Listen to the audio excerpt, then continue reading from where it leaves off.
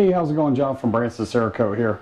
Got a call from one of our stencil customers a few days ago and had a question about adhesive being left on the surface of his project after he peeled the stencils off. The stencil material we use, the Avery Dennison SF100-235, is good up to 300 degrees. Obviously, after it's been at 300 for a while, it'll actually start to curl up and it'll be roached out, but by that point you're finished with your project. But the problem with the adhesive is a very simple fix.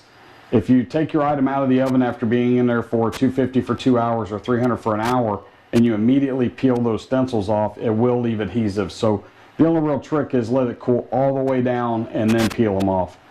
Now, having said all that, the way we do it is once we're done with our final color and we pop it in the oven to kind of get it tacked out, we let it go about 10 to 15 minutes so it's not all the way hardened. Pull the item out, peel the stencils off, and then pop it back in for the rest of the bake time. The advantage of doing it this way is that if you have a mistake on your project or something that you can't fix and you need to redo it, you're also being able to go right back to the sandblast cabinet and blast off soft Cerakote versus hard baked Cerakote.